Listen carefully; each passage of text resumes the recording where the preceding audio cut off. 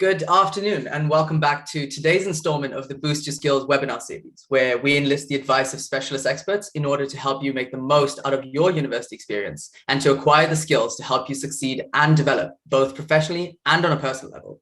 I'm Siddharth, and joining me today is Amy, who recently completed her social science dissertation, and we are your Boost Your Skills team. This event will be in webinar format, so you will not be able to turn your cameras and mics on, but we would still love to hear from you through the chat function. This is a safe space with no judgments being passed, so please feel free to ask questions without fear or worry. If you are still anxious, feel free to message Amy or myself anonymously and we will pass it on. In order to get the full experience of this workshop, please do answer the polls and interact where possible. The session will be followed by some time for Q&A, so please send any questions you have into the chat box and we'll attempt to get through all of them. The event is being live streamed to our YouTube channel, so don't worry if you've missed something. We'll be sharing a link to the video and the slides after the event. Finally, a big thank you to all our attendees who pre-submitted questions. Now, I'd like to hand over to Ifeoma from Sage Publishing. Sorry. Hi, everyone. Thanks again for joining us today. My name's Ifeoma, and I work in the books marketing team at Sage Publishing. So I'm really delighted to introduce to you two of our authors, Charlotte Brookfield and Jamie Lewis. Charlotte is a senior lecturer of social sciences at Cardiff University, and Jamie is a senior lecturer in sociology in the School of Social Sciences, also at Cardiff University. Charlotte is the author of Using Microsoft Excel for Social Research and co-author with Jamie of Plan Your Dissertation. So in today's talk, Charlotte and Jamie, they will be highlighting different qualitative and quantitative approaches commonly used by students like yourself in their social science dissertations. If you would like to learn more about Plan Your Dissertation or using Microsoft Excel for social science, then you can get your copy at a discounted price. All you need to do is just scan the QR code, or you can head over to JS Student Store. And so now I'm going to stop talking and I'm going to hand you over to Charlotte and Jamie. Thank you, Ifeoma. So yeah, a big hello and welcome. I'm Charlotte and I've got my colleague Jamie down there at the bottom.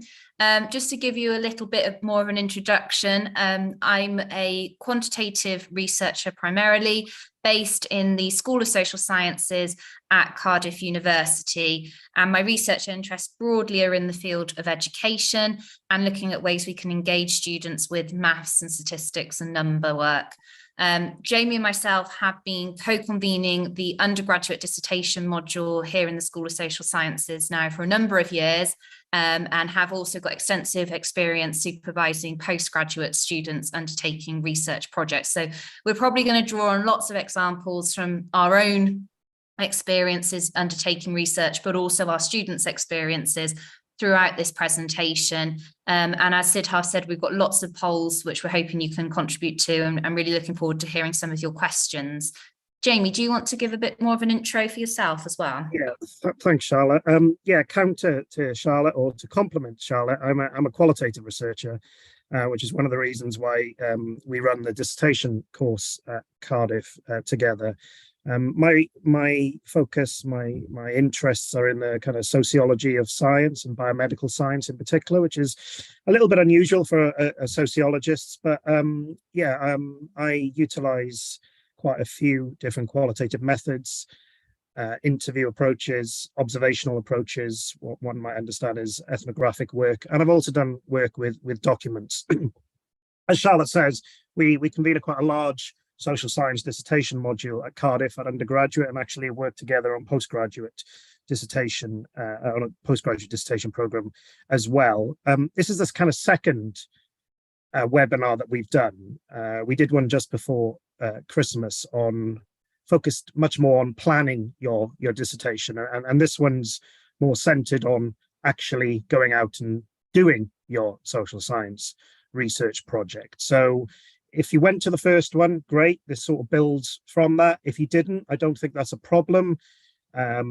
It's on YouTube if you do want to have a look at it, but I think this is kind of a standalone webinar as well. And we're going to focus on three particular points of doing your social science research. But as you've already been told, there will be a Q&A session at the end. If you have a question, if it relates to the webinar, great. If it's slightly outside of that, don't be afraid to put it in the chat box. We will try our best where possible to address the question. And if we are unable to, perhaps we can direct you somewhere. Otherwise, we will try our best, as I said. So these are the two books that Afoma mentioned in the introduction, and that's the QR code there that you can scan to get your discounted price on either of those two books. The book that primarily Jamie and I are going to be drawing on for the webinar today is the Plan Your Dissertation book that we wrote for Sage Publishers. And it was published at the beginning of 2022, so still very recent for you to look at. And it's a small book. It's designed for you to be able to pick it up and sit down and read it all really in an afternoon. So it's not going to be a big bulky one if you do decide to go and get yourself a copy of it. It's going to be a quick read to really help you focus and refine your thinking in terms of your dissertation and give you some inspiration about possibly what you could research and what will help you and make sure that your project is actually doable.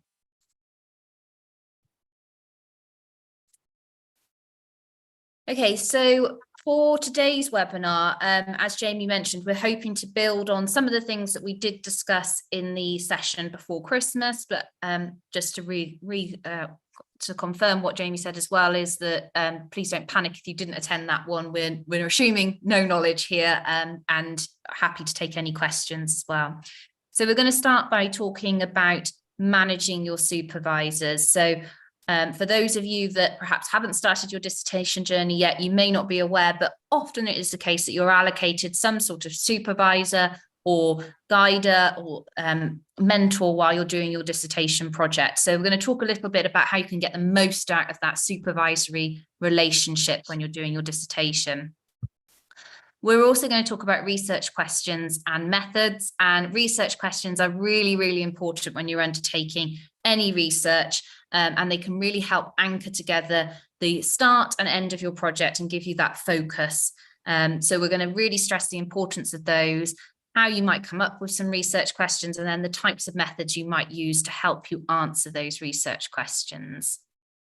An important part of doing a research project is making sure that it's ethically sensitive and that you've considered all of the potential ethical concerns that may be associated with your research.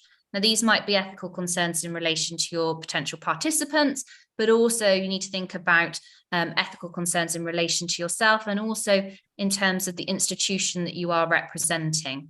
So we're going to talk about ethics as a live process that you need to consider throughout the journey of your dissertation research. And then we're going to finish by taking some questions, hoping to have quite a lot of time for some conversation at the end there. I think before we get going, we have got a few polls, but I'm going to let Jamie jump in quickly first.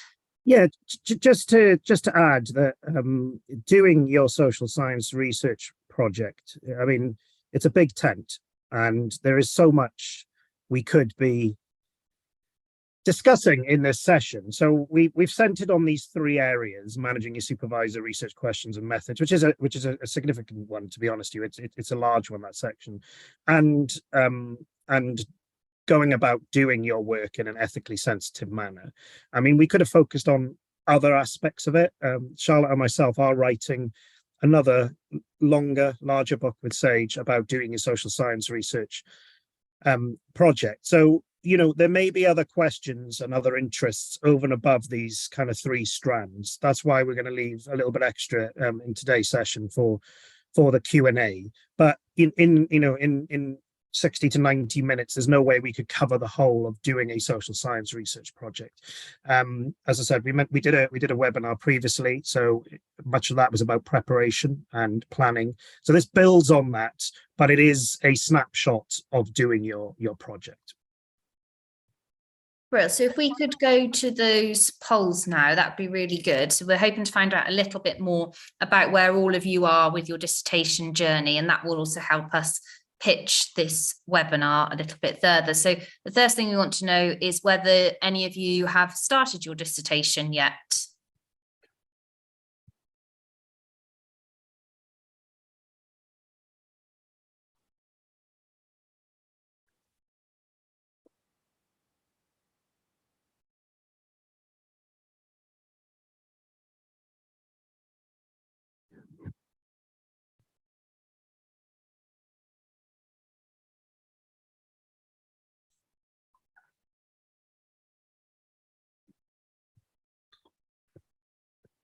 I think you might not be able to see this if Yeah. you're watching this through YouTube. So I'll just kind of read it out a bit. At the moment, we've got 52% saying no and 48 saying yes. And that's quite a few of the participants. I'll leave it on for a couple more seconds if anyone else wants to answer. But yeah, the split at the moment is 52-48.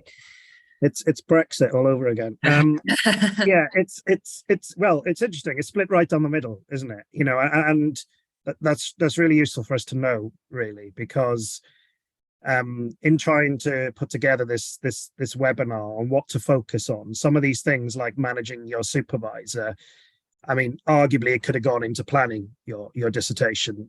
So I think actually we probably pitched this in the right area. That is pretty much equal. 25 haven't started yet and 24 have. So hopefully this session will be useful to all of you.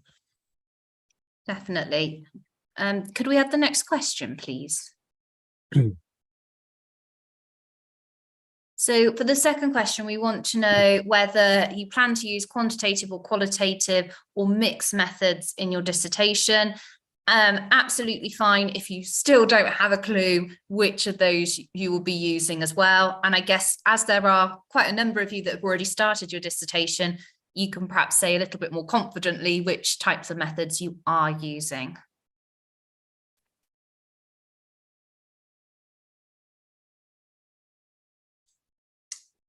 So again, we've got about 39% from mixed methods, 32 saying qualitative, and 21 saying quantitative. And then we've got 10% who are still unsure. So yeah, I'll just leave this on for about 15 more seconds if anyone else would like to answer. But okay. I mean, what's interesting there is at the moment, most of you are wanting to take a mixed methods approach. And we'll talk a little bit about that, perhaps, Charlotte, when we come to the methods. Now, I don't know if that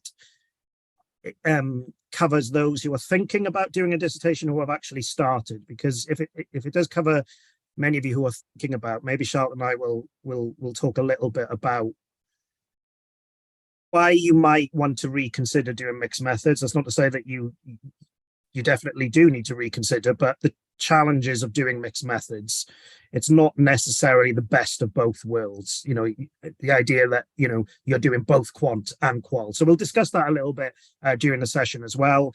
14 doing qual, yes, and only 8 doing quant. And by the end of this webinar, though, I'll have won them over. Yeah, and only a few of you don't know, which is absolutely fine, because presumably those who don't know haven't started their dissertation yet. And if you're anything like me, when I did a dissertation before I'd started it, I also didn't know. So don't worry about that. That's not atypical either.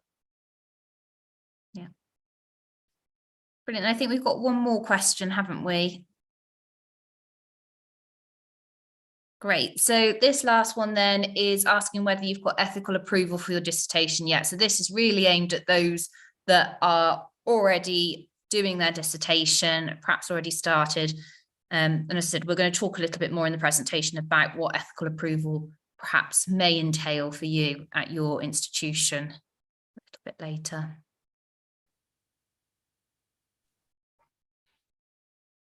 right, so just off the bat, we've got 19, so 54% that say no, and 39% saying yes. We've got 8%, so 3 people who aren't sure just yet. Yeah, I'm just going to leave it on for a little longer. So anyone else that'd like to answer, please go ahead and drop your answer in.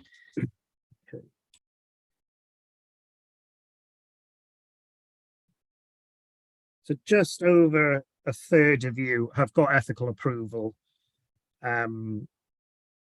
Over half of you haven't yet, or that's just gone up a little bit as well, and a couple of you don't know. So particularly for those who don't know, I think it's going to be quite useful to discuss ethics. And we'll discuss 2 aspects of ethics. We'll discuss what might be understood as the procedural aspect of ethics, and different universities and different institutions, particularly in different countries, will have different procedures on giving you a favorable decision to go on and start collecting data. But also we'll discuss what we might understand as personal ethics, and actually the ethics of doing the research, even if you had a favorable decision, and how ethics is not just form filling. It's something you need to think about at the start of your project and carry it all the way through. So we'll discuss the kind of more formal and the informal aspects of doing ethical research. Brilliant. Okay, so back to the slides then. So we're going to start with this section on managing your supervisor. And actually in the book, we define what we mean by the term supervisor. And I've put that definition here on the slide. So it's an academic mentor that you've been allocated who will help guide and monitor your process throughout the life cycle of the dissertation. So we will, over the course of the next few slides, give a bit more information about this. But the main thing I want you to take from here, or I think some of the important words from here, are help, guide, and monitor, and also the life cycle of your dissertation. So your supervisor will be a member of academic staff who will perhaps have some expertise or interest in either the substantive area that you're researching, or possibly more on the methodological approach that you are using for your dissertation. They're likely to have supervised and overseen a number of dissertation student projects, and therefore be able to give you a general sense of where you should be at different stages in the academic year, and provide you with some feedback as well on your work. Now, different institutions and different departments will have different regulations and approaches on the frequencies of these meetings that you should be having with your supervisor, whether they're one-to-one meetings or whether they're perhaps group meetings. So it's really important that you check what policies are in place for your own department or school. And then we've also put on this the life cycle of the dissertation. So this means that your supervisor is going to be there to support you from the very beginning of your research project, where perhaps you've got lots of different ideas, not quite sure which one's going to be the most effective or the most doable as a project. They'll help you figure things out like that. They will also help you get through the ethics process that your institution has, which we'll talk a little bit more about later in this webinar. And they will also be helping you with the writing up of your dissertation. So they're there for all the different stages of the research process and able to comment and provide support there for you. The relationship that you have as with your supervisor and the amount of contact hours will likely differ between different institutions. The way it works at Cardiff, for example, is the dissertation module at undergraduate level. You have two conveners who do the lectures, which are Charlotte and myself. But alongside that, then, students enrolled on the course will also be allocated an individual supervisor. Charlotte and myself could be one of those supervisors, but then the rest of the faculty are also an option.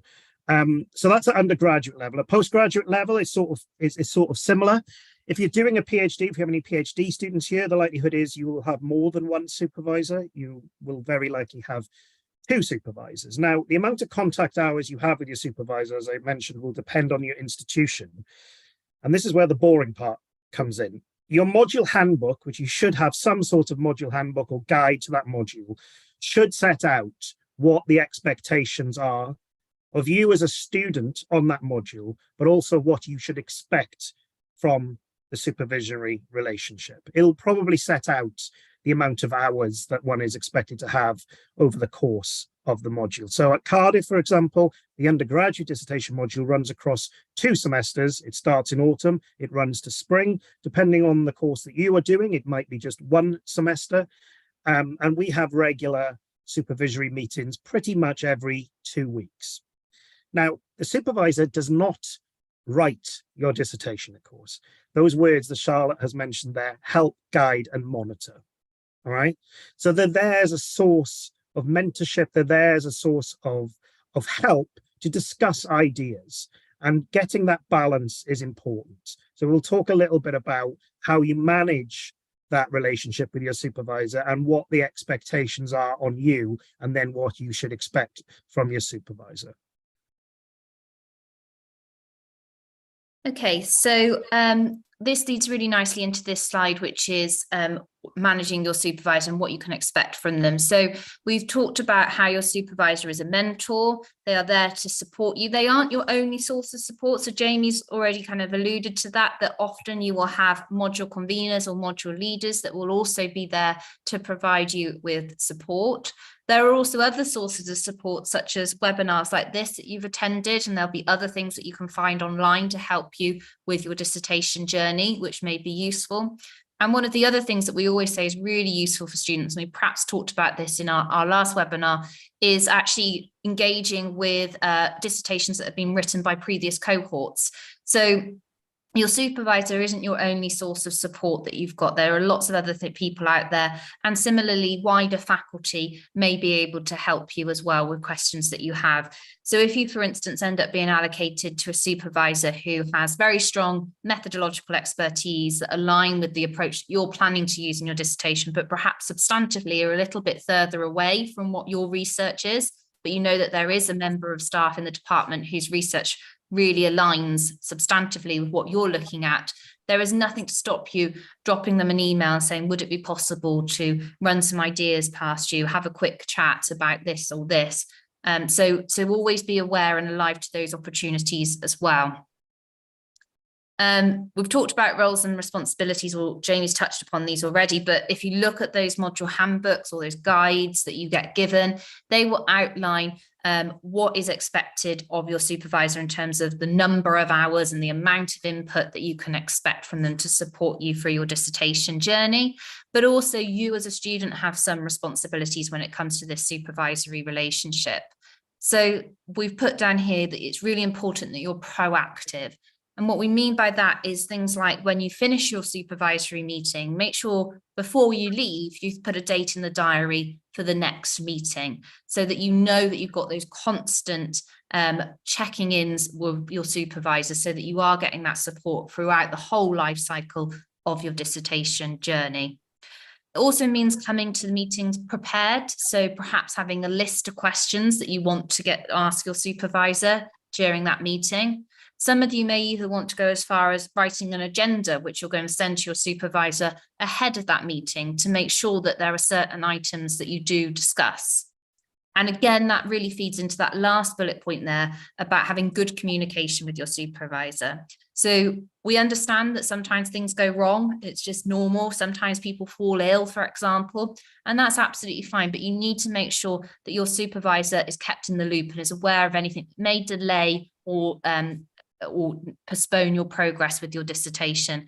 Chances are a lot of the issues that you're going to be able to raise with your dissertation supervisor, if it's, for instance, illness, they'll be able to direct you towards sources of support, perhaps tell you about any processes that are in place to get extensions if that's necessary on your dissertation. But similarly, if you go to your supervisor with a problem, for instance, accessing participants, it's highly likely that they've come across similar scenarios in the past and will be able to share some guidance and support with you and help you think of another way to recruit those additional participants, for instance. I just want to add something to the being proactive point, Charlotte. Particularly those who are on undergraduate, but also those doing a master's. You will get a formal timetable, a formal aspect to your timetable, i.e. lectures will be timetabled, seminars will be timetabled. The likelihood is, depending on your institution though, that supervisory meetings won't be formally timetabled in the same manner, okay? That is a relationship that you build with your supervisor. So when we talk about an independent researcher, we don't just talk about someone collecting, analyzing and writing their own research. We also talk about someone managing their own project. And part of that managing their own project is to kind of create an informal timetable. So that very first meeting that you have with your supervisor really sets the tone. And what I like to see from students is someone there with a diary that then sets up, right, when's our next meeting? Okay, so we'll schedule a next meeting at the end of that meeting, and it may be for 2 weeks' time. Now, something might happen and that meeting might have to change, okay, the date, okay, there's flexibility, there's elasticity in this, all right? But you're creating this kind of informal timetable. You're creating a timetable within the broader timetable. And that links then with good communication. What you should be doing is coming to these meetings having prepared. They're not didactic in the way that a lecture might be, where the lecturer, presents. I don't like the word delivers, but let's say it for now, delivers something, and then you receive it, okay? These are very much more a dialogue. It's very much, right, this is what we'd like to discuss in this session. And you're coming there to have a discussion, not to be told what to do, but to have a discussion where you kind of tease out what it is you want to say and refine ideas. So that's what that kind of supervisory session should be about. It shouldn't be like, oh, supervisor, what am I doing here? It's more, right, here's the issue that I have. This is what I'm thinking of doing. What do you think? Approach. Okay, so kind of being really proactive and those good communication skills. As Charlotte has said, things will happen. Maybe you don't hit a deadline that is agreed between you and your supervisor, but don't shy away from not hitting it. Let your supervisor know as soon as possible so they can prepare accordingly as well. Maybe you delay the supervisory meeting to make it more productive. It may allow that supervisor to get on with some other work. But if you don't say anything and then don't turn up or don't deliver, you may lose out on that supervisory session. So, treat someone like a human being as you would with anyone else in terms of any meeting that you have. It's a communication, it's a dialogue, and keep that communication going. So we're now coming on to the second part of the webinar, and perhaps the longest part. I think Jamie mentioned in the introduction that we've got quite a bit here to say about research questions and methods, given their importance to a research project. So I'm going to read this quote again. This is coming from the Plan Your Dissertation book, just to get us started. So it is imperative that you choose the most appropriate method or methods to address your research question or questions. You should also carefully consider the resource and time implications of various methodological approaches.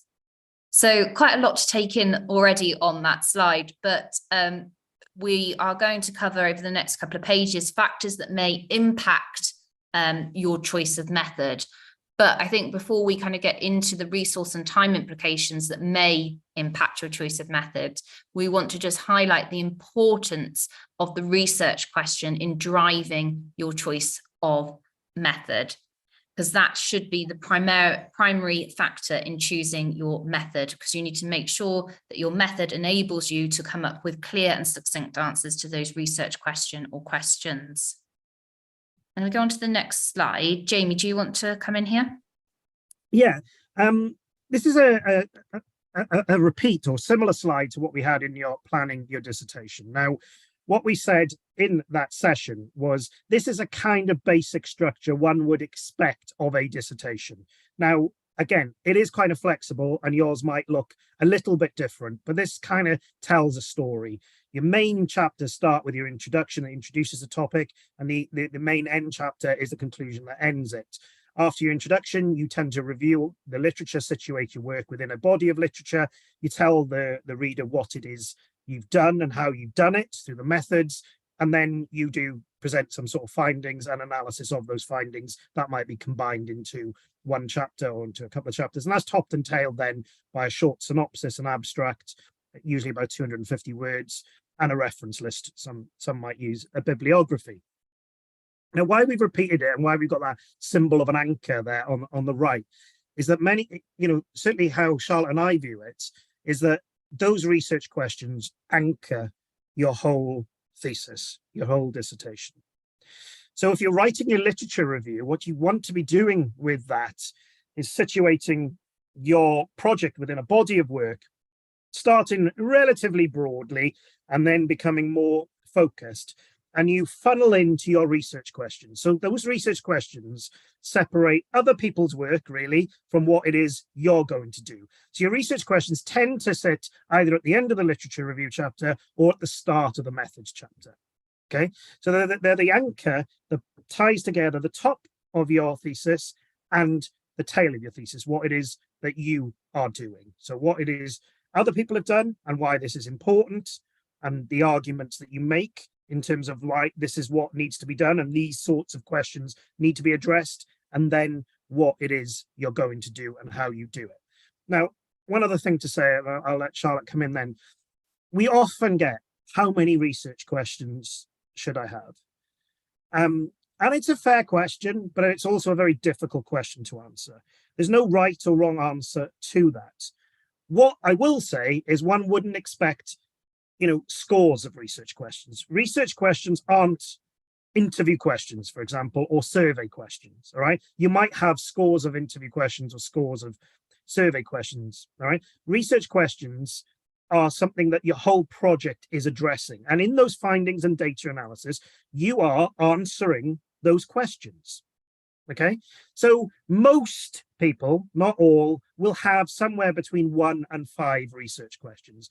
1 is quite short, or is a small amount, sorry. And if you have 1, you might have sub questions underneath that. And 5 is a lot of research questions. So the most people will tend to have somewhere between 2 and 4, but 1 and 5 is a kind of usual parameter, but it is dependent on your project, and it is something you want to speak with your supervisor with in terms of coming up with those research questions. I know I don't want to take this all on, Charlotte, so maybe you could talk a bit about how research questions can get refined through the process as well.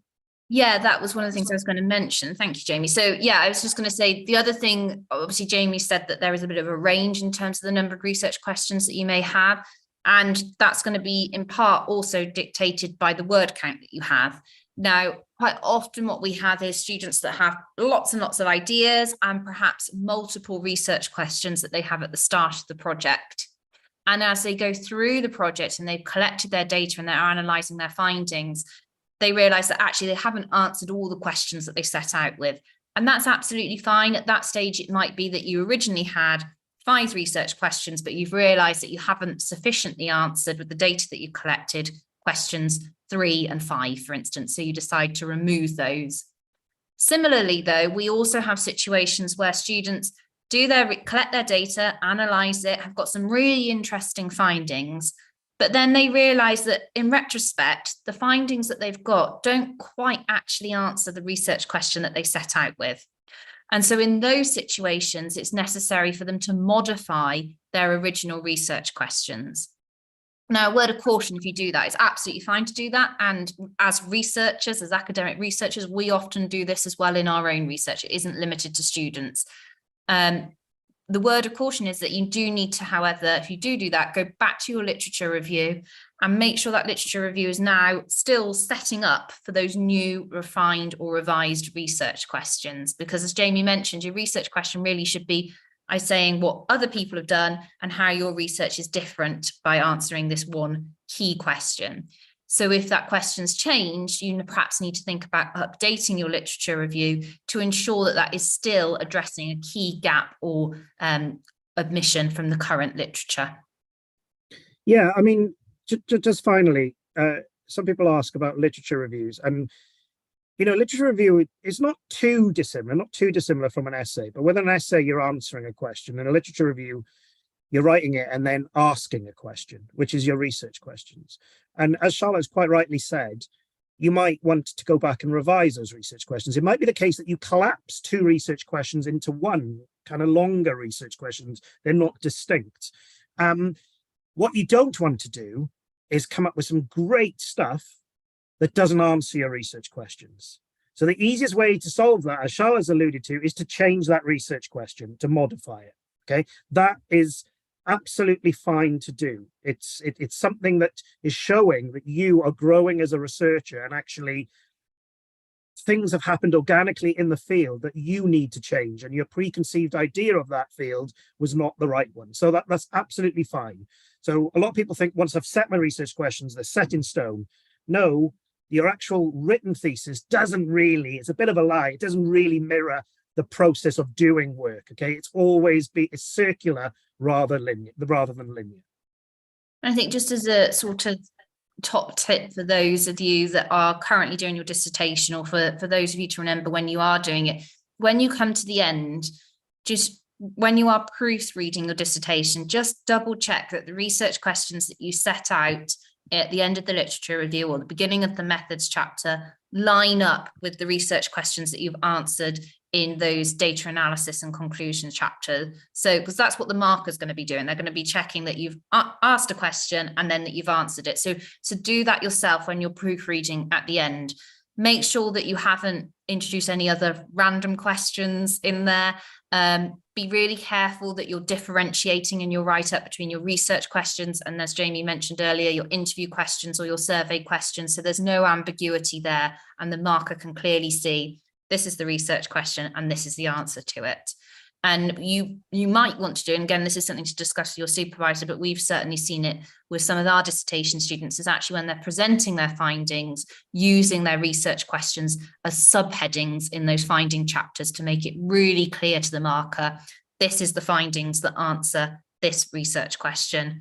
And then second subheading with research question 2, this is the findings that answer research question 2. So depending on the type of research question you ask will somewhat determine the type of data you can anticipate going out and collecting. So generally speaking, although it's not hard and fast, but generally speaking, those of you that are asking who or what questions will be undertaking some sort of quantitative data collection and analysis, whilst those of you asking how and why questions are more likely to be using qualitative data collection and analysis. And this is because these approaches are better at tapping into and enabling you to answer these types of questions. So we put a bit of an example on the slide here, which is which learners were impacted by the COVID-19 pandemic. Okay, so this question is asking who has been impacted by the COVID-19 pandemic. And what we might do here is actually send out a survey, for instance, to university students studying in our institution and ask them to rate on a scale the extent to which they felt their learning was impacted by COVID. So we might ask them about to what extent they felt assessments were impacted, to what extent they felt their amount of face-to-face contact was impacted, and so on. And we might ask them then some demographic questions. So we may ask them about their gender, we may ask them about their ethnicity, we may ask them about the degree program that they were studying, and then subsequently go on to look at which learners in particular. So were there ones on particular degree programs, or were undergraduates or postgraduates more likely to report that they were impacted in various different ways by the COVID-19 pandemic. On the other side, then we've got the qualitative question, which is how were learners impacted by the COVID-19 pandemic? So here we're asking a how question. And so what we may do is actually undertake interviews or focus groups to elicit views from learners in our higher education institution about how their learning was impacted either positively or negative by the pandemic. I mean, I haven't passed this by Charlotte, so she might disagree, and I'm not a quantitative researcher, but when I think of quantitative methods, in some ways, kind of constructing a survey, you're asking category type questions or answers that can be fit into categories. So, you know, which learners were impacted by the COVID-19 pandemic? You might ask about gender. So you might create various categories so someone can tick that category. Maybe age demographic. So tick that. If we're doing students, it may be certain disciplines. Perhaps those doing practical type disciplines were affected differently to those who are doing theoretical type disciplines, but you can kind of create categories. Whereas with a qualitative one, it's more open-ended. Yeah, how were learners impacted by the COVID-19 pandemic? I guess you're trying to elicit more detail and more depth as to the ways in which my life was impacted by COVID-19, rather than go, yeah, it was or it wasn't. Well, some days and some things I was doing, it affected me much more than other things that I was doing, and to be able to get that across in a survey is much more difficult. You know, you need more space to do it. So, I mean, that's a kind of very simple way of thinking of these things. And Charlotte started this slide by saying this is not a hard and fast rule, and we do want to kind of stress that. But I think the take-home message here is your methodological choice should be the most appropriate way of eliciting the answers that you want for the question that you are asking.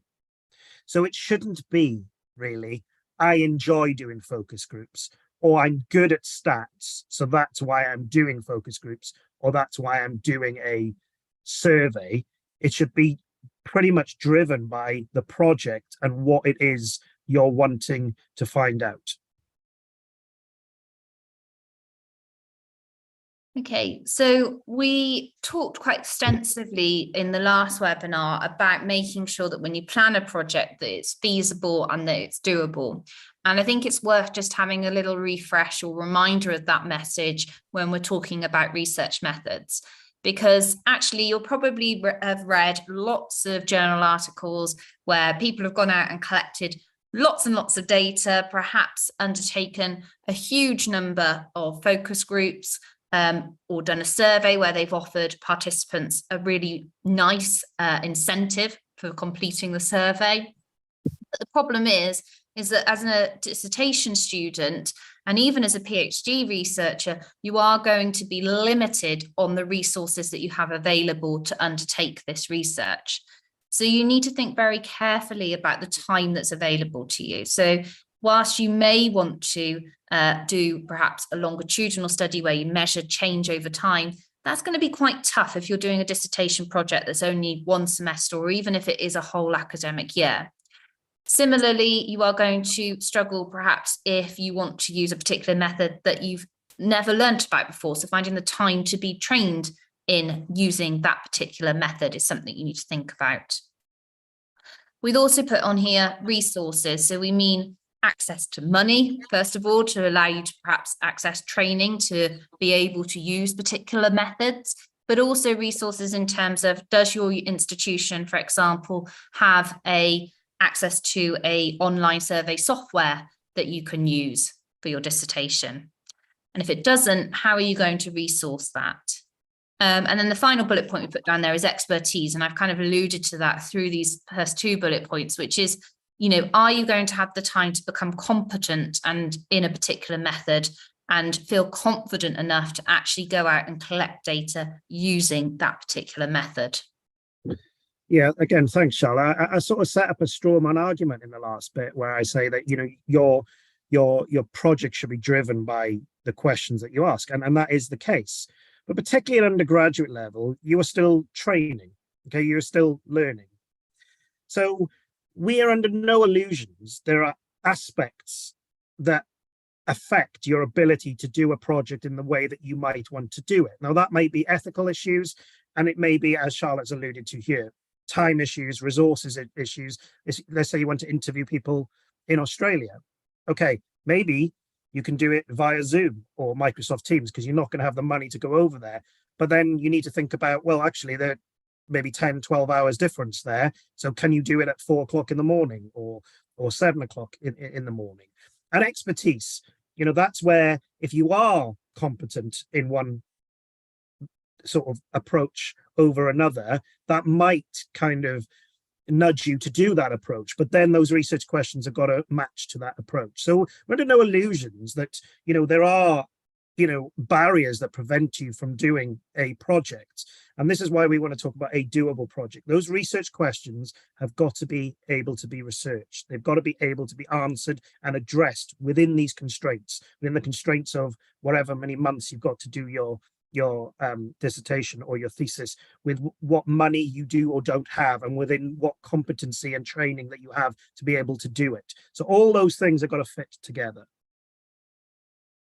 And in terms of expertise, always think about, and we've talked about using existing resources as a crutch or a source of support, but always think about what training you have previously had in other modules that you've studied throughout your degree programme in previous years.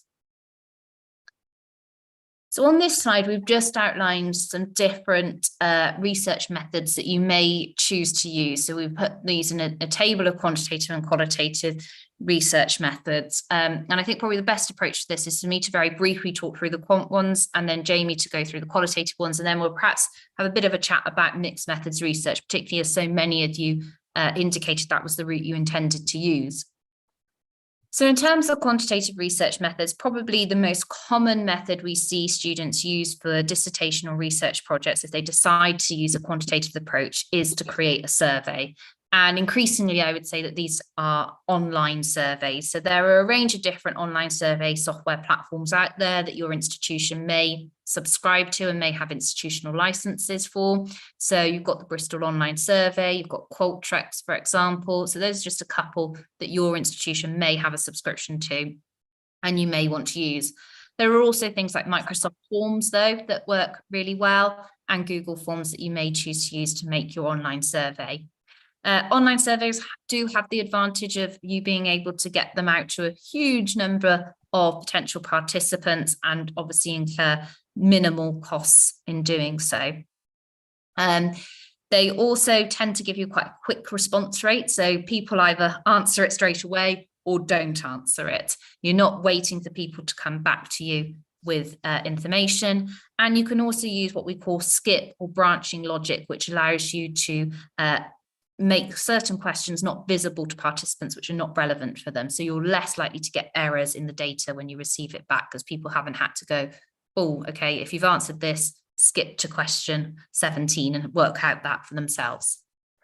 We've also got face-to-face surveys. So this is perhaps also known as a structured interview, where you would have a list of questions that you want to ask people in a set order, and you've got predetermined response categories that you're wanting people to report back to you. People also sometimes do surveys over the telephone and also by post, but those last three obviously involve a little bit more organisation to make sure that it's convenient times for people, and also incurs extra costs. So which is why online surveys are perhaps a little bit more likely to be an option for students. So experiments is also an example of a quantitative research method. I would say that this is used less frequently, particularly in the social sciences, at those undergraduate and even at master's level, because it's quite hard to undertake an experiment in the time that you've got available to you. But you may have, for instance, read literature where they've introduced small-scale experiments in classroom settings, for example. So introduced an initiative in one classroom and measured children's reading attainment, for instance, at time 1, then introduced the initiative and measured their reading attainment at time 2. And they may have a control group which hasn't received the intervention. Content analysis is another method that you may use. So, for instance, in my own research, I've looked at the types of methods that people have used to undertake sociological research. And so I've looked at journal articles published in mainstream sociology journals and coded them as whether they've used quantitative methods, qualitative methods, or mixed methods. So that's an example of content analysis. And then I've been able to do some descriptive statistics based on that data. And similarly, there's nothing to stop you doing secondary data analysis. And actually, we often encourage our students to look at the secondary data sources that are already out there. So there's some really fantastic resources, particularly on, for instance, the UK Data Service, where you can access things like the Labour Force Survey. You can also access census data, and you can then do some analysis and new analysis of those data sets that are already out there.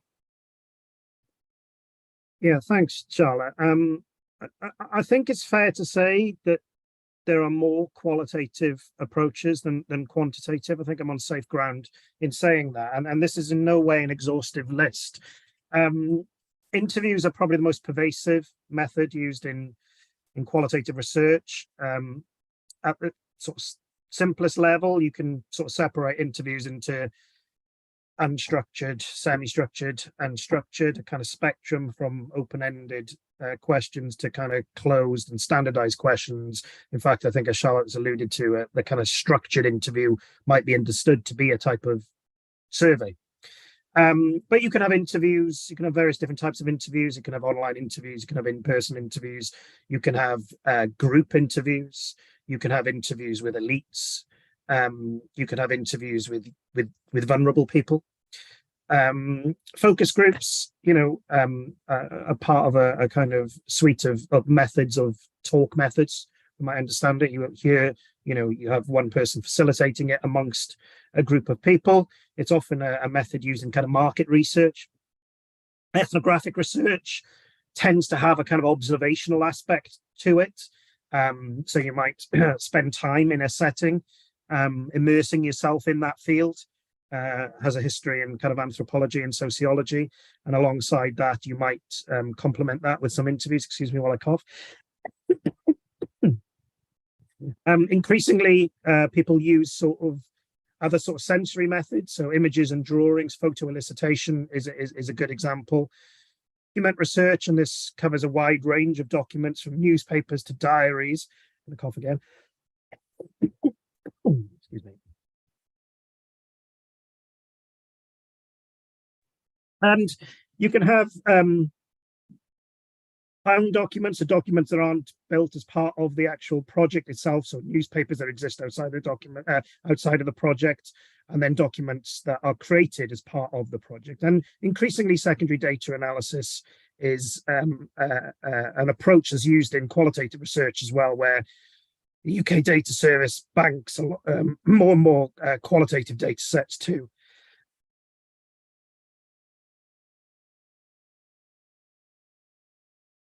Charlotte, do you want to talk about mixed methods? Yeah, I'm going to talk about, yeah, that's fine. So I'm going to jump in and talk about mixed methods. So we've given you a bit of an outline there of the different approaches you may take if you're using quant or qual. And we talked about very early on, perhaps a reason to caution against just using mixed methods.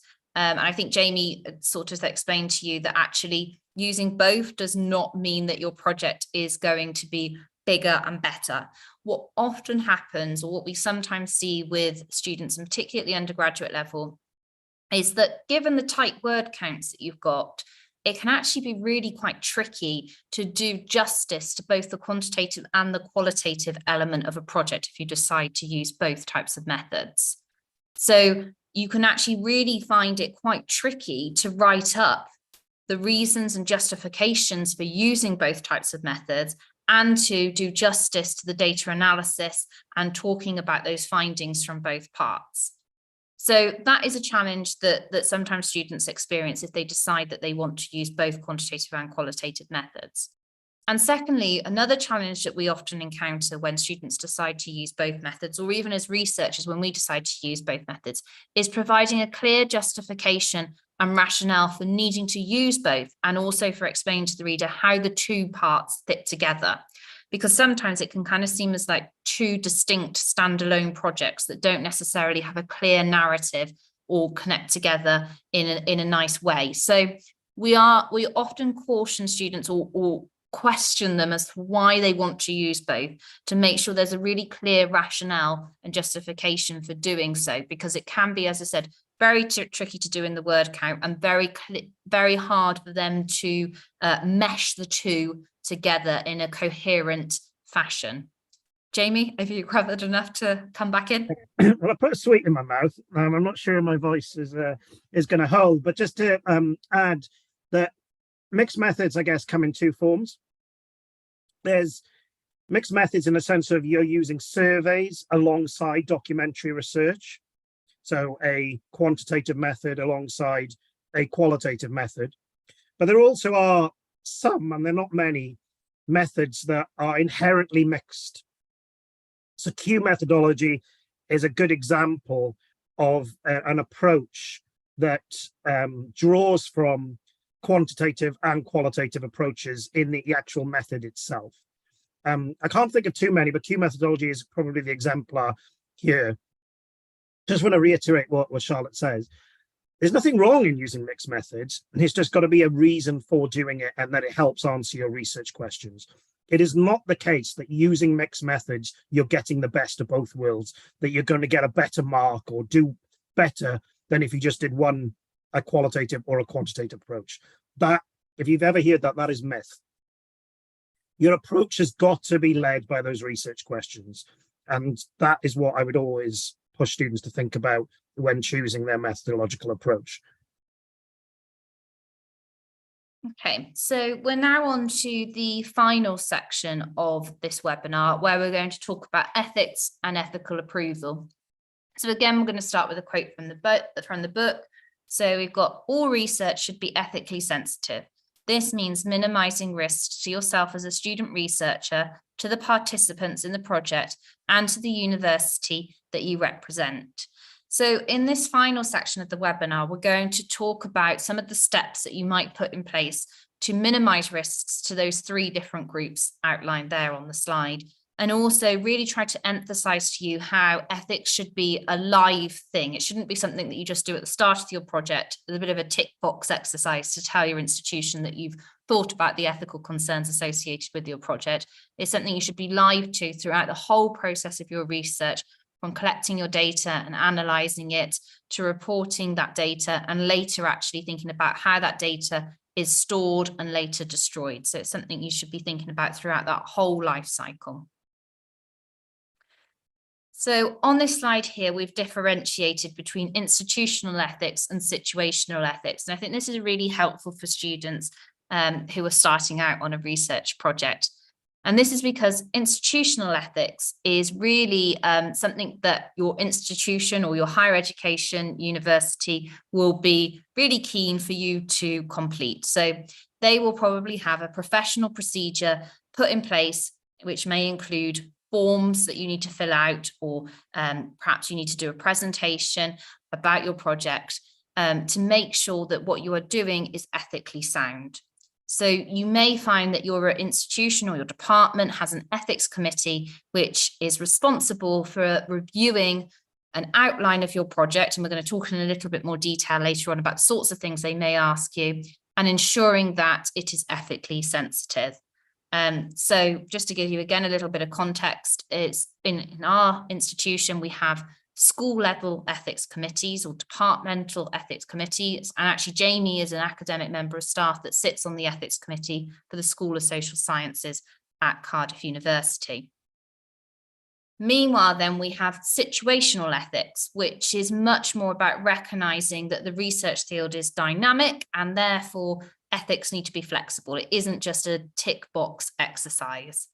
And actually, when you're out in the field collecting data, as a researcher, you need to be live to the different ethical issues that may arise or which you may not have anticipated, and be able to respond to those in an appropriate way. Jamie, do you want to come in there? Yeah, just quickly.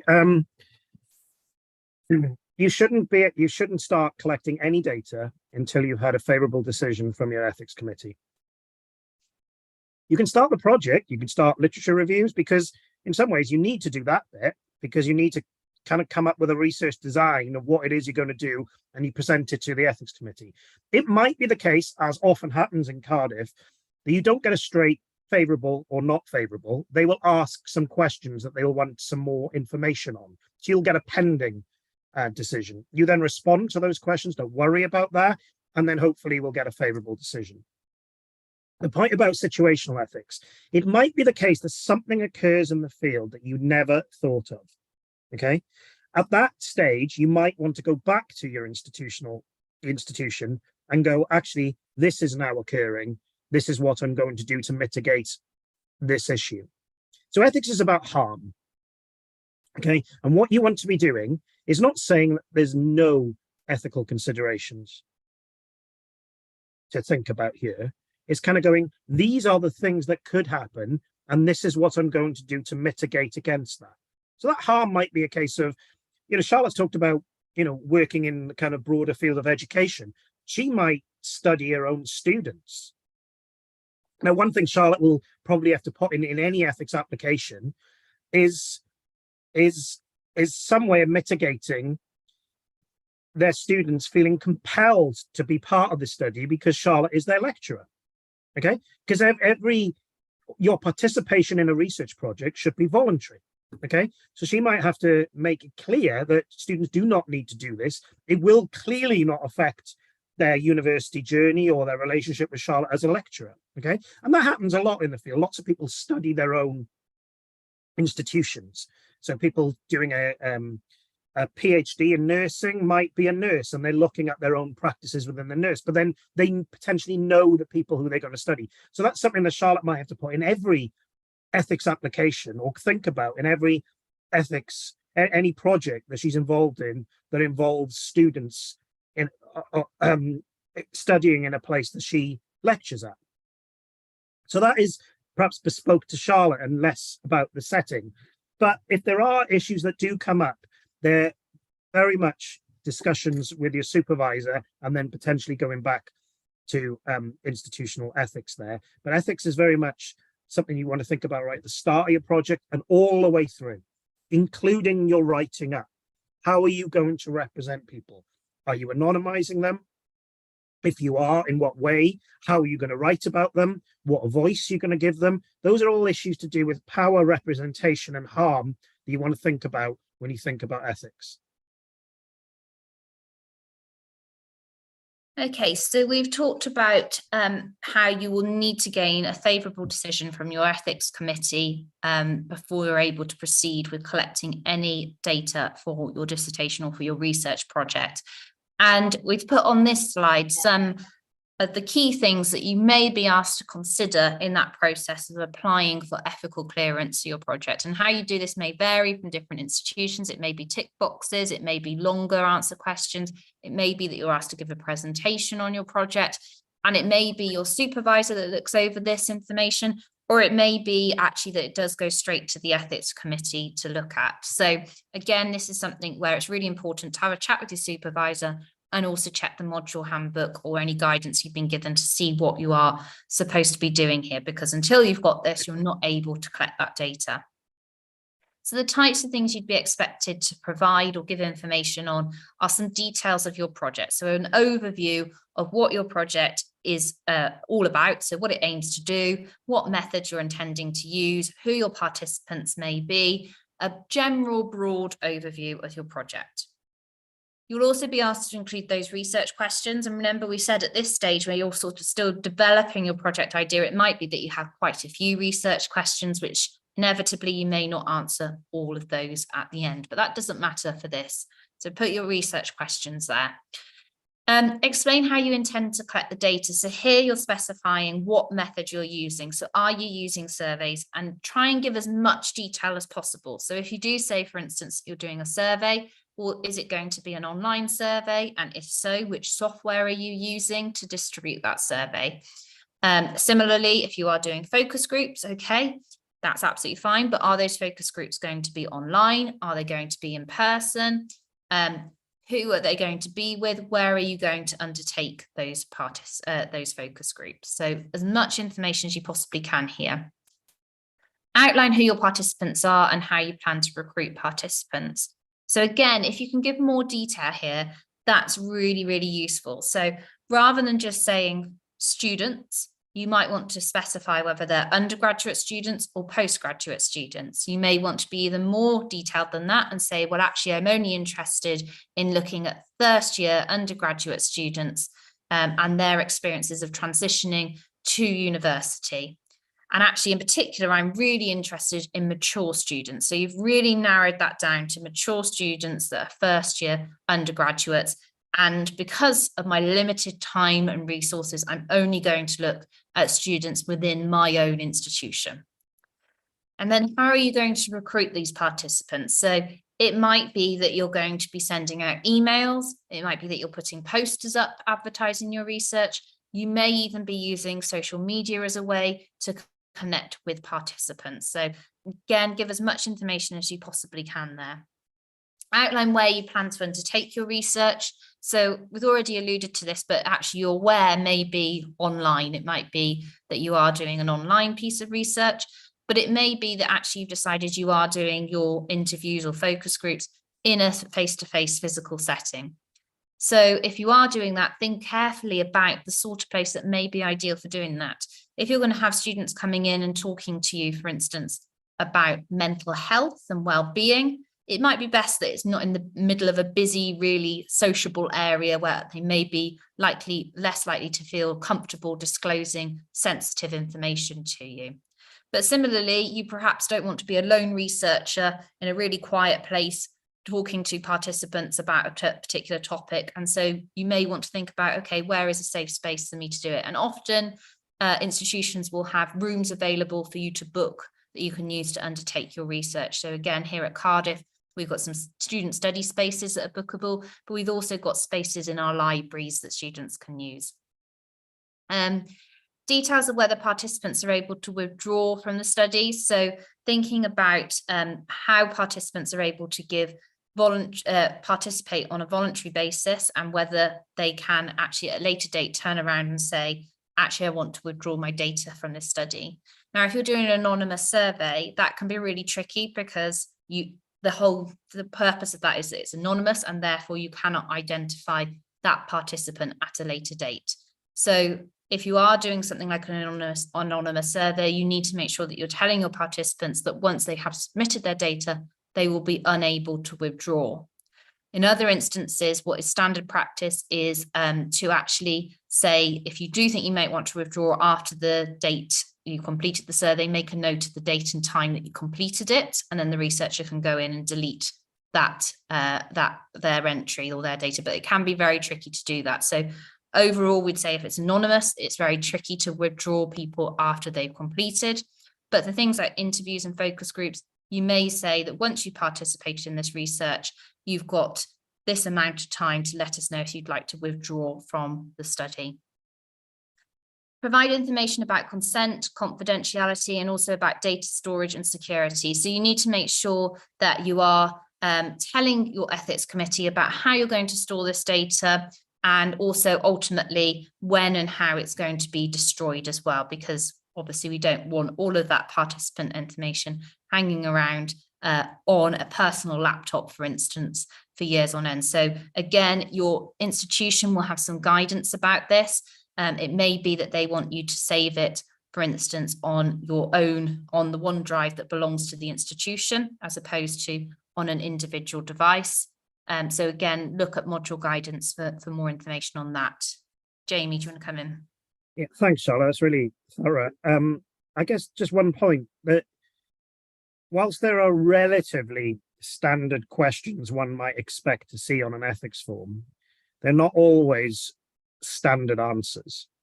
And what I mean by that is, Charlotte gave the example of where you're going to do your interview, let's say, and doing an interview about a certain topic in the public arena in a coffee shop might kind of potentially create some harm for your participant who might not want to disclose some information. So you can't prevent the next table listening in on that conversation. At the same time, as we said, when we talked about ethics and harm, you need to think about harm of your participants. We also need to think harm of your institution and yourself. And do you want to be meeting someone you don't know at a certain time on their own? Okay, so the answers aren't standard. They're very much related to the topic and your own project. They're kind of bespoke answers, and you need to think through some of these issues and sometimes some of these tensions in making a reasonable decision. And it might be the case that you outline that, okay, whilst I've considered this issue of it, this felt like the best place to be able to do this because of the topic in which I'm studying. So the questions tend to be similar in an ethics form, okay? The types of areas they'll want you to think about, which is, how you're going to do it, who are you studying, how are you going to recruit them and contact them, what are you going to do with that data, what rights do they have, how is that data going to be stored? Those are sort of general standard questions, but your responses might not be standard. And my response to an ethics application may look different to Charlotte's, dependent on the approach we're taking and the project that what we're studying. Okay, so that's the end of our formal part of the webinar, and we're now going to move on to Q&As. We had put that QR code down there at the bottom of the slide, so if you do want to get the books at a discounted price, do feel free to scan that, and we will now go to questions. So I think we'll start with some of the pre-submitted questions since they're sent in. We are not going to answer a couple of them because you guys already went through it in your presentation, so we just felt like there's no need to pose the question. So Amy, do you want to go ahead and ask a couple of the pre-submitted ones? Yeah, of course. And thank you, Jamie and Charlotte. That was such a helpful talk. So thank you very much.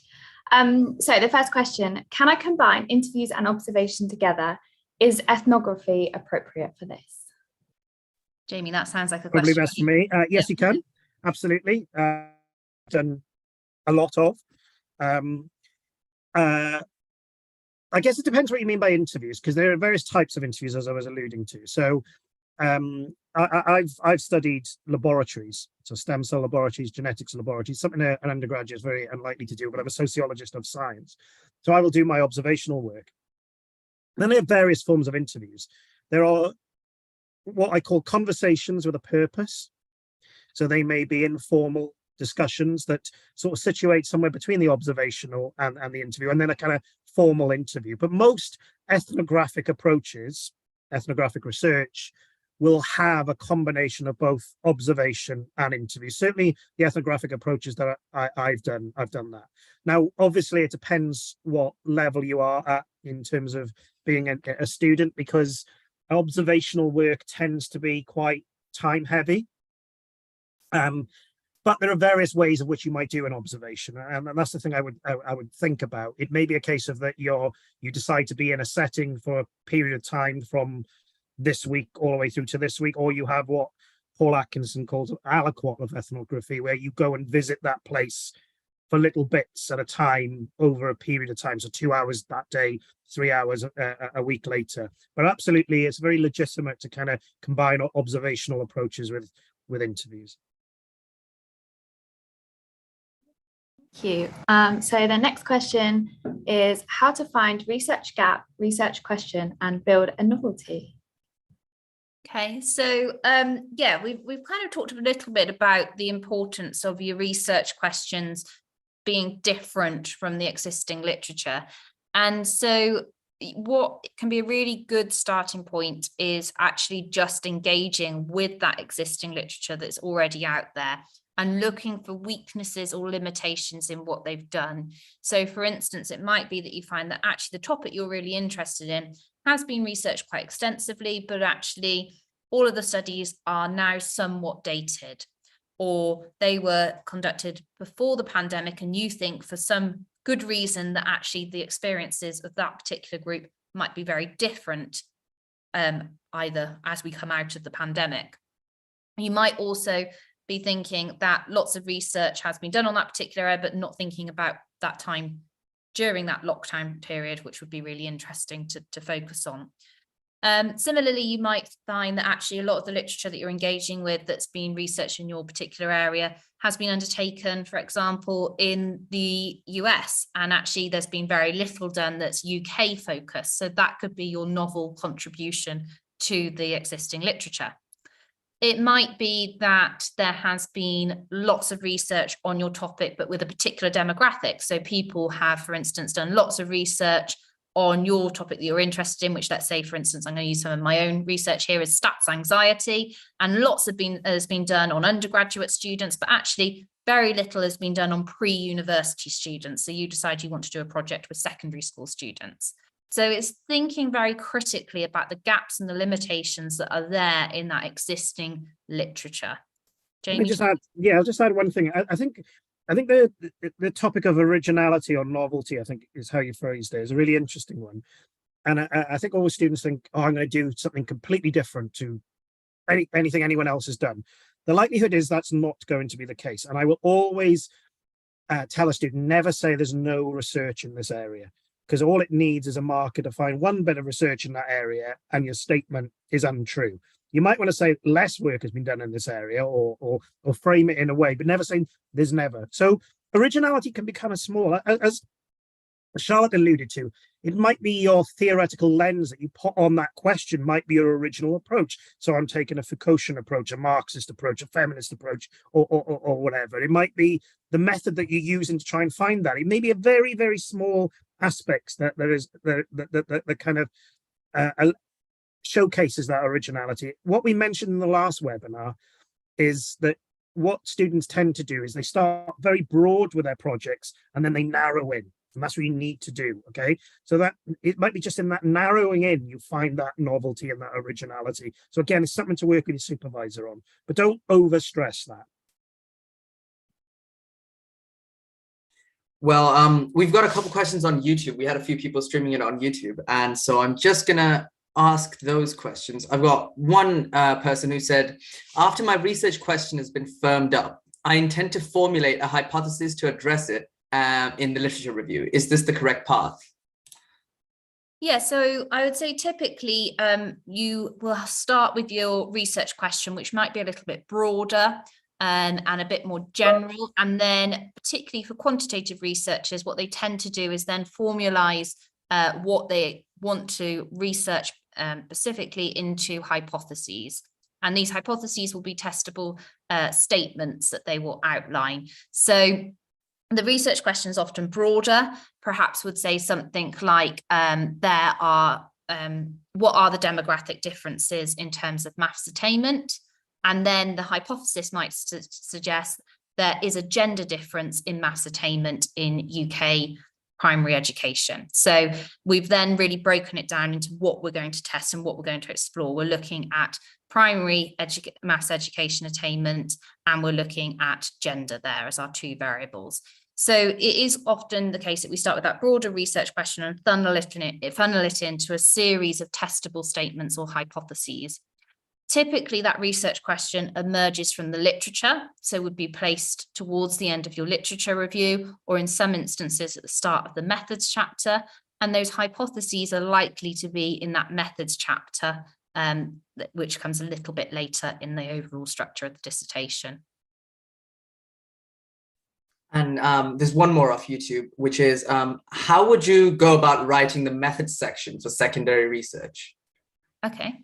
So the methods chapter, then, the overall aim of the methods chapter is to really tell the reader what you have done, so that somebody could pick up your dissertation or your research project and replicate what you have done and hopefully come up with the same results that you have.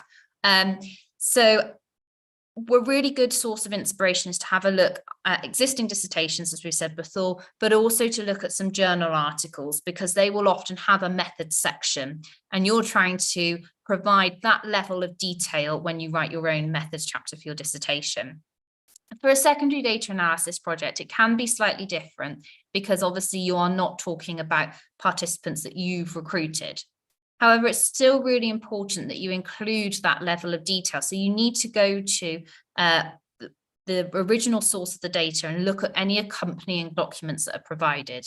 So, for example, if you've downloaded a data set from the UK Data Service, you'll often find that there's some accompanying notes and documents and PDFs there that tell you all about how those original researchers who collected the data recruited their participants and how they undertook the research. So you need to paraphrase and summarize that information that's provided in those original documents for your own readers and markers. But similarly, how you approach that data, so it might be that you've downloaded this data set, but actually then you've created a new variable out of the variables that are already there in that data set. And you'll need to explain the process of doing that to your reader. Or it might be that you analyze the data in a new and novel way. And again, in that methods chapter, you need to outline how you did that. So there are some things in there that are really important. It probably will be slightly shorter, your methods chapter, if you're doing secondary data analysis, compared to those that are doing primary data analysis, but you still have an obligation to report those key bits of information. Okay, so the next one we have is, can I combine ethnography and case study in my research method?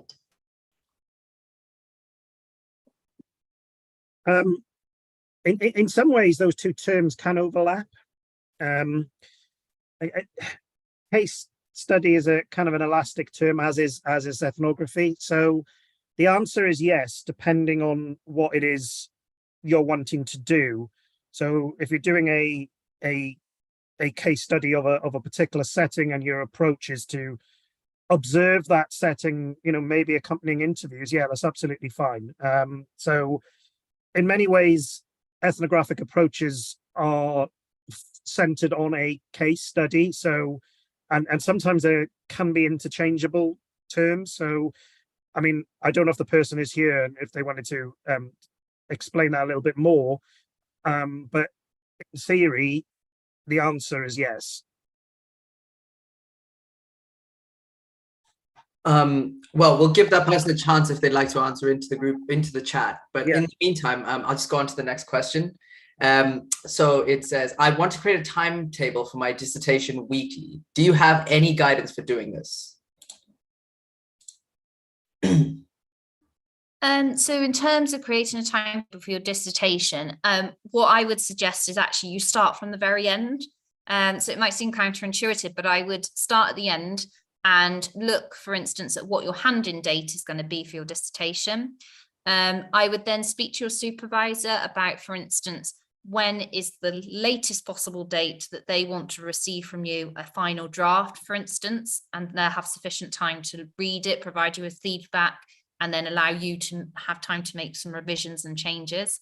And I would also allow at the end a good sort of week, possibly even 2, for proofreading, for editing, for cutting down words, because Jamie and I always say to students, although the word count seems huge at the beginning, inevitably students go over that word count and are having to cut out bits of their dissertation or their research project at later stages. So I would work backwards and put those buffers in at the end, but then also think about other time sensitive things that you may have over the course of your dissertation journey. So for instance, if you've got assessments due in for other modules, you may want to put them on your timetable, because those are potentially pinch points where you're going to have less time to dedicate to your dissertation. So that can be a useful way of starting out. Jamie, I don't know if you've got any tips. Yeah, no, it's useful you've asked that question, because we're actually writing another book, and one of the things that we put in there is about timetables. What I would say is, and I think Charlotte is absolutely right, almost start with a kind of fixed dates that you have. But if the timetable is to be useful, okay, you've got to kind of produce one that is sensible. And what I mean by that is, don't kind of create a timetable where you don't eat. Okay, you want to be putting in things like, I need a break. Breaks are as important as doing stuff. And one of the things you might want to consider in kind of creating that timetable is this just going to be a discrete timetable for my dissertation, or am I going to fill in my other commitments, whether that's other modules, other studies, whether it's work, whether it's things like eating, whether it's social events. Okay, so you know, if you're going to create a timetable, create a sensible one that doesn't start at 9 o'clock, runs all the way through till 6-7 p.m. and you've had no breaks, because then you're not going to follow that through, or you're going to make yourself unwell. So try to create a sensible one that has certain chunks in there, and if you don't hit that day, you know, add some flexibility, not just in terms of you know, editing, but unforeseen circumstances, illnesses, other commitments that come up, you know, other assessment deadlines that are taking longer than one expected. So I think disciplining yourself through a timetable is a really good thing, but creating a sensible one will be more beneficial than something that you're never going to live up to, is what I would state. Yeah, and just going back to the question, I think it said weekly timetable. And one of the things I know some of our students have found really helpful is actually saying that certain days of the week are going to be dedicated to working on particular modules. So for instance, their Monday, they might be coming in for a criminology module, and they might then also have the seminar for that in the afternoon. So they think, well, actually my Monday is all going to be about my criminology module.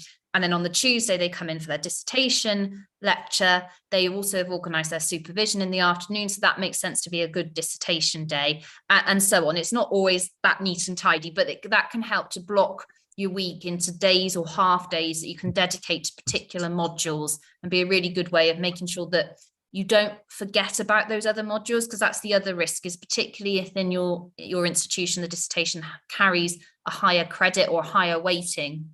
And also because people just are generally quite enthusiastic about doing their own research and getting stuck into their own projects, it can mean that you accidentally push to one side a little bit. So it can be that that's a really good way of structuring your time to make sure that you are still focusing on all your modules and not prioritizing one over another. Amazing, thank you. So the next question we have is, what is the best approach to determine the number of samples for qualitative research?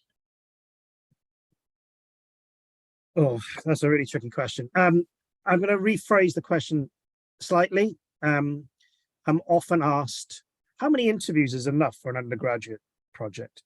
Okay. And there's no fixed answer to this, because what do we understand by an interview? A 5-minute interview or an hour interview is going to produce very, very different material. If you're interviewing something that is very, very specific, there may not be, you know, tens of people doing that. Okay, so your sample is, again, very dependent on your setting and the questions you're asking in the setting and the approach that you are taking. All right. what I will say is, whereas a survey might go out to 200 people, the number of interviews, if interviews is something that you're doing, that an undergraduate might do, will tend to be somewhere between 6 and 12. Okay, at masters tends to be somewhere between 10 and 20. A PhD tends to be somewhere between 30 and 60. All right, but it's very dependent on the setting and very depending on what is meant by an interview. I don't know if you're using interviews. Focus groups is different again. Think about the amount of people that are in a focus group. It's you wouldn't need as many focus groups as you would with interviews. But it depends on what it is you're doing. Like some of the interviews that I do can last 2 hours. Okay, and as I said, that's a very, very different experience, and you get very, very different material than a short 10-minute interview. So, for those of you doing life history interviews, okay, you'd probably have a smaller number of interviews than if you were doing a general run-of-the-mill interview. On that note, actually, we've got a question here. Can semi-structured interviews be used to collect qualitative data in ethnographic research? Yes, is the simple answer. I've done that quite a lot. Observational work, along with what semi-structured interviews tend to be the most popular and pervasive interview. Okay, there's a kind of happy medium between structured and unstructured. So you have a sense of what it is you're going to ask, but that's dependent on the response that you get, and doesn't necessarily mean you ask the same question to everyone in that kind of cohort. So yes, you can complement semi-structured interviews with observational work. What I will say is, thinking about the balance there and how you might present those in your written piece is very individual, and something you need to think about in terms of how do I present an interview extract versus an observational field note. We've got another one here, which I'm going to try and see. It's got a couple really big words in it. So it's about generalization, saturation, triangulation, and reflectivity in qualitative research. So I think it's about how well they work in it. Can you say it again? Sorry. Sure. So it's generalization and saturation, triangulation, and reflectivity in qualitative research. Right. Are we still on? Yeah. I mean, they're very different words that have very different meanings. So I'm not 100% sure on the question. Generalization is something that you would associate much more with quantitative research, and something that you can generalize to other areas, other arenas. It's not a kind of language that is used in qualitative research as much. Being reflexive of the work and the role that you have played in affecting and impacting your setting and the way in which you write it is certainly something that qualitative researchers think about. So reflexivity is an issue, and it's something you might want to write in your methods chapter. There's quite a lot of books on reflexivity. Saturation, data saturation, is this idea that you've almost got too much. Sometimes you get to a point where you're not learning something new, and you might want to leave the field. Triangulation is a term that tends to mean the combination of different methods, and we've talked a little bit about that. So it's hard to kind of synthesize that into an answer, but I wouldn't worry about generalization in qualitative methods, if that makes sense. Saturation, well, I think it comes to a point when you aren't learning something new from your sample, is when you probably reach data saturation. Triangulation is depending on the methods that you're using, but yeah, being reflexive is certainly something I would promote in doing a qualitative research, and that links to ethics as well, and that's something that you might want to write about in your methods chapter. So the next one we've got here, would it take longer to get ethical approval for mixed methods approach? No, not really. It might mean you need to spend a bit more time filling out the form, because you'll have to explain the different methods you're using, but it won't mean that you're completing two different forms. It should all be in there, so the detail needs to be in there. It kind of depends. If one of those methods of has more ethical issues to think about. But in terms of, should it delay the process in you hearing a result? No, but in terms of how much detail you include, then you might need to include a bit more detail than if someone was using just one type of method. And it's really important when you do complete those forms that you, if you are using multiple methods, that you do answer those questions for each method and don't just talk about one. Otherwise, the ethics committee are very much likely to come back to you with questions, which then can cause delays to your progress. I've got another one here. We're almost at the end now. We've kind of reached our time as well. So I'm trying to see what it's, how do I ensure that my online survey is only answered by my participants? Okay, so this is a bit of a tricky one.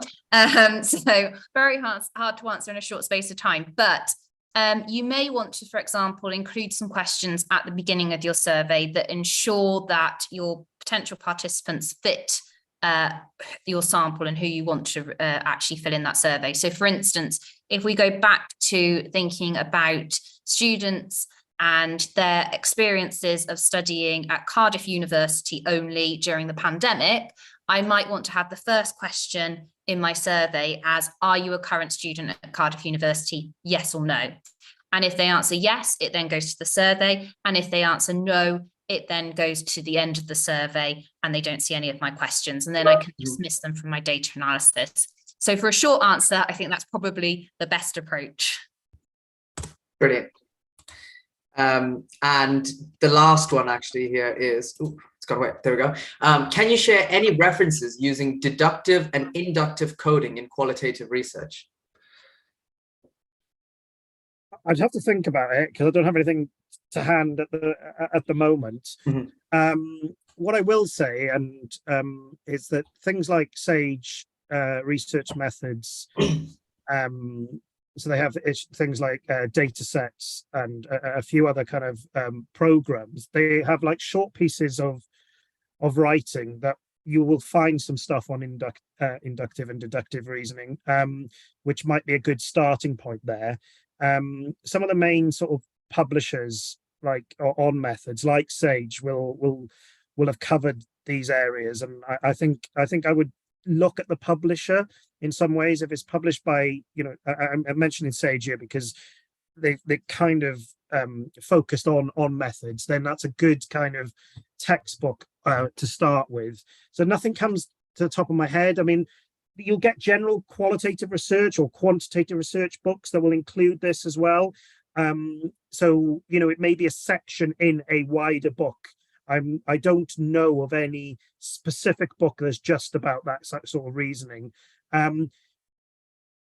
Say is, again, don't overstress too much the philosophy of your approach, depending on where you are in it. Okay, you know, the stuff that relates to kind of philosophical approaches, I'm not always convinced with that, but again, going back to it, I would say Sage Research Methods program, they have a lot of different sort of packages within that, and have a look at that if your university subscribes to it. Otherwise, look at some textbooks and some textbooks on doing methods or doing qualitative methods. Usually will have sections on the philosophy of it like this. Okay. Well, that's the last of the questions that were sent in. So I just want to give you guys a massive thank you. Thank you for this event and the last event. If any of you that came today didn't get a chance to catch Charlotte and Jamie's last event, we have put the link in the chat and we will be sending it out along with the video link for this and the slides as well. Yeah, it was brilliant to have you guys along. I hope you enjoyed it as much as we did sitting and listening to you. And hopefully we'll see you all again. But yeah, just keep an eye out on your emails. We'll be sending out the links, the slides, and all the other references and answers to any of the questions as well. But once again, Charlotte, Jamie, thank you guys so much for taking the time out to be here with us. And hopefully we'll see you guys soon. All right, cheers. Yeah. Take care, everyone. Have a great day. Bye-bye.